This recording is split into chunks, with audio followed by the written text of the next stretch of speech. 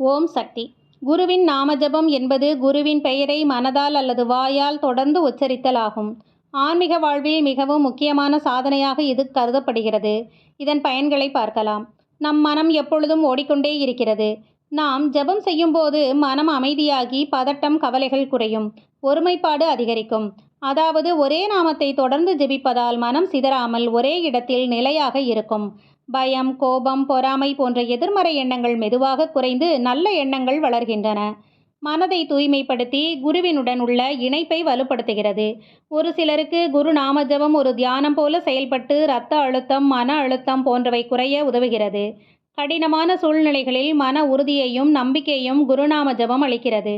நம் கர்ம வினைகளை நீக்கி வாழ்க்கையை நல்ல பாதைக்கு கொண்டு செல்ல உதவுகிறது. இது வினையை உடைக்கும் மந்திரம் என நம் அம்மாவால் அருளப்பட்டது. இதை கூறும்போது எண்ணிக்கையை விட நம்பிக்கை மற்றும் பக்தியே முக்கியம். தினமும் சிறிது நேரம் குருவின் நாம ஜபம் சொல்லுதல் உங்களின் பேச்சு, சிந்தனை, நடத்தை எல்லாம் மெதுவாக நல்ல வழிக்கு மாறுவதை உணர முடியும். இதன் பின்னே இருக்கும் அறிவியல் ஆதாரங்கள். மீண்டும் மீண்டும் ஒரு வார்த்தையை சொல்லும் பொழுது மூளையில் உள்ள ரிலாக்ஸேஷன் ரெஸ்பான்ஸ் என்ற பகுதி செயல்படுகிறது. இதனால் மன அழுத்த ஹார்மோனான கார்டிசால் குறைகிறது. நாமஜபம் செய்யும்போது மூச்சு மெதுவாகி ரிதமிக்காக மாறுகிறது.